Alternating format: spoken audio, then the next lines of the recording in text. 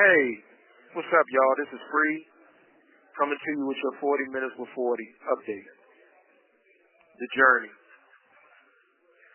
The journey has been long and winding. I can remember sitting on the toilet at Wallace Ridge in 2005, tears in my eyes, wondering why the people was treating us like this.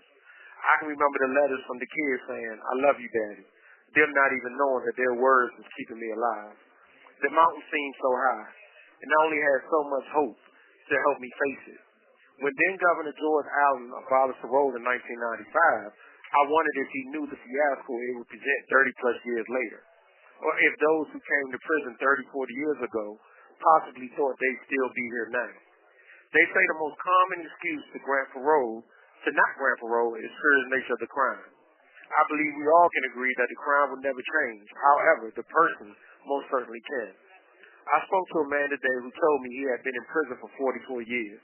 I've known this man for close to 20 years, if I had to take a guess. This man, whom we all affectionately call Virginia Beach, has always had a smile on his face. I honestly felt bad today that I had never asked him his circumstances, but he never appeared to show it. Maybe I took that everything was fine from the smile that he always gave.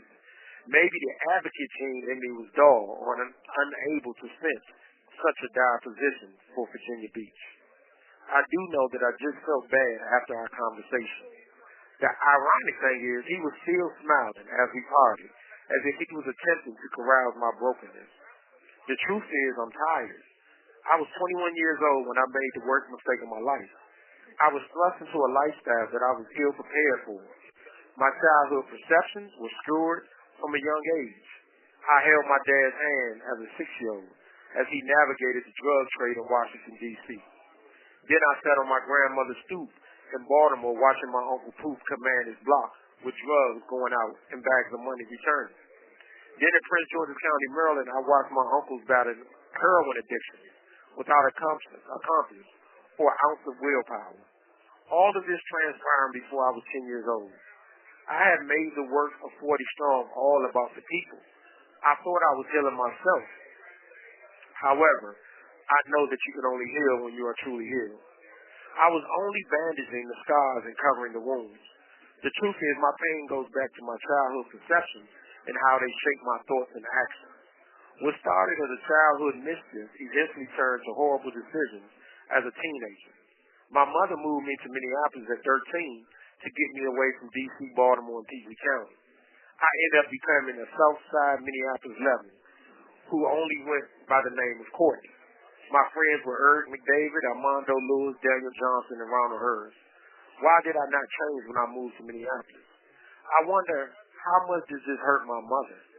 Here she was uprooting her whole life to save me and send me to Minneapolis, but I'm stuck in J.C. I would only last 4 years in Minneapolis before the city was calling me back. When I left Minneapolis to return to the East Coast, it would be the ceiling of my face. This story has so many layers and cliffs that I'm afraid to tell it. Maybe I'm afraid to face the demons that held me for so long. Maybe helping people and keeping people in mind was some way of forming some type of bridge or bond with myself. Maybe it's all just too confusing and too perplexing to rehash.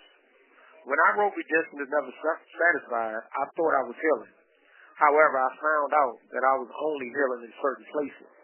I am thankful to God for giving me purpose as I've done this time.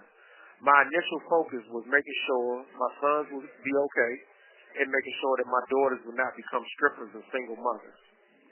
My only goal was making sure that they would be good people.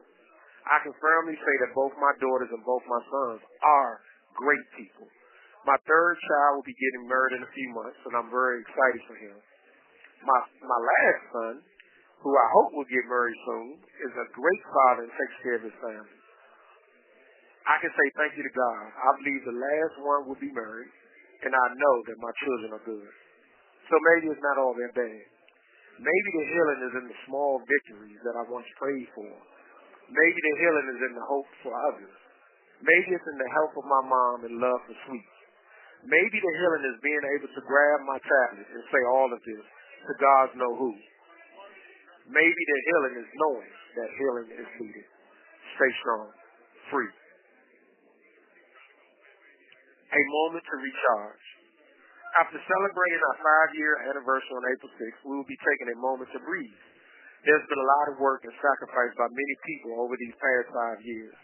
We have been relentless in contacting and emailing lawmakers and relentless in contacting and emailing Virginia DOC with the concerns of our members.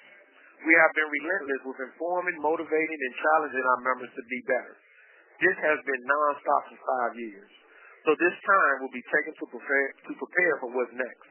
This time will be taken to recharge, reimagine, and reinvent who we are and what we stand for. The 40 Strong Way.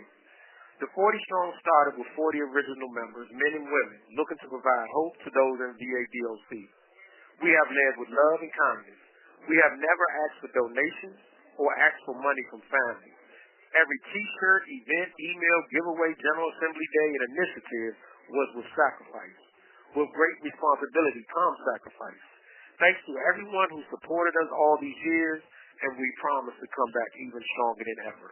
We are taking a short break, but we will always stand with our members, our families, and the reformed community. 40 thanks to everyone. 5 years. This is our thanks. Thanks to Mon Sweets for attending all of those events early on. I always wanted to feed the families at our events and give kids free gifts, but that came with questions, yet they trusted me. Thanks to Top Dog Tyra for seeing the vision early and stepping with me. You was grinding, sis. Thanks to Jennifer Dalton, Virginia Justice Alliance, for coming to those early events. You was always there. To Emily for early strategy and coming through with posters. To Duke, Poppy, Brother Khalil, Paul, Chenoa, always clutch.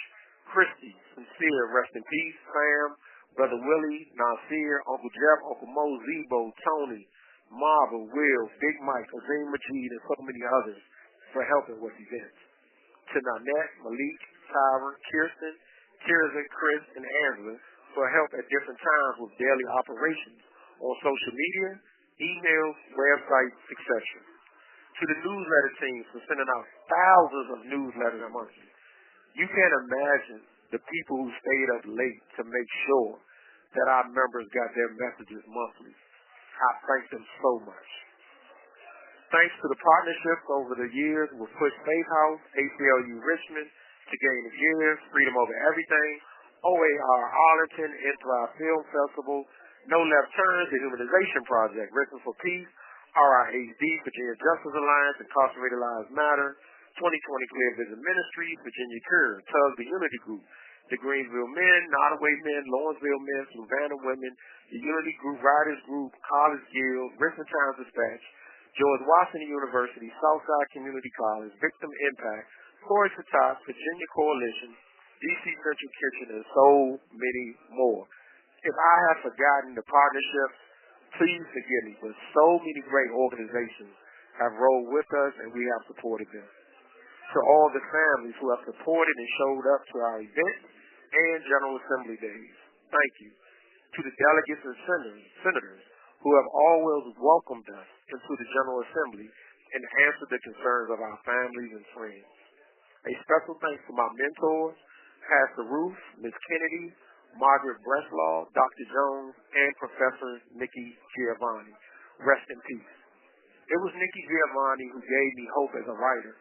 When I first sent her Redemption is Never Satisfied to Virginia Tech, she read my book and she responded. She said that she loved my book, but she wanted me to be more open, more honest, more transparent. I will always thank Nikki Giovanni, one of my heroes and great poets of our time, for taking the time to write a prison. That was special to me. A shout out to and love to all our members stretching throughout the 40 facilities in Virginia DOC. All the blood, sweat, and tears was for you. We are now over 4,700 strong, and the movement keeps moving. Hold your head up because help is on the way. And I would just like to thank everyone who has ever listened to a 40-minute with 40, read a post, supported us, listened for us, spoke about us. When I go to any facility, the members are there. They're banging on the windows. They're stopping me. They're asking me questions. They're giving input. So I have been extremely blessed by God to be in a position to provide leadership. I have not been perfect as a leader. There are things that I'm still working on as a human being myself. However, my heart is in the right place. I love people. I care about our members. And I will always fight for what is right. I thank everyone for celebrating 40 Strong Day on April 6th. Please be kind to one another. Find a moment to give. And we will be back. We will be back stronger. We will be back more focused. And we will be back more determined than ever. This is free on behalf of all the 40 Strong staff and volunteers from 5 years ago to now. We thank you. We love you. See you soon.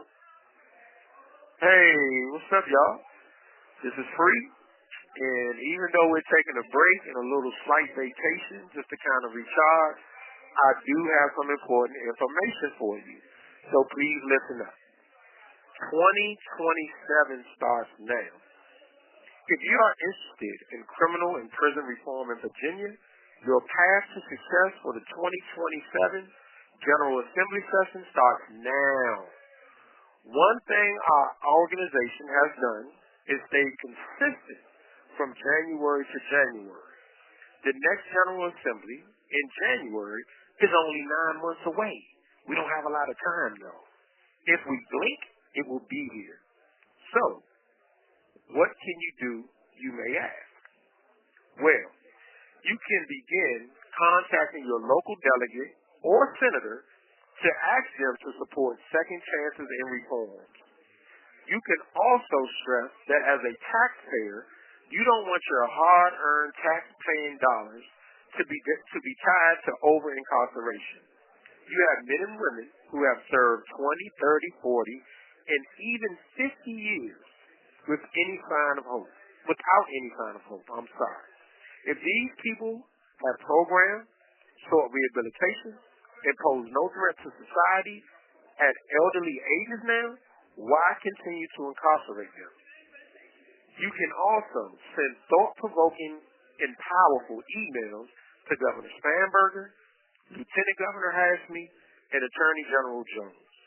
You can also send these top 5 delegates in prison reform some thoughts, suggestions, and feelings. Delegate Ray Cousins, Delegate Holly Seabold, Delegate Dolores McQuinn, Delegate Rosaria Henson, and Delegate Patrick Hope. I will start with those 5, but go as far as you want to go. So, this is the thing, y'all. This is a progressive time for the reform community.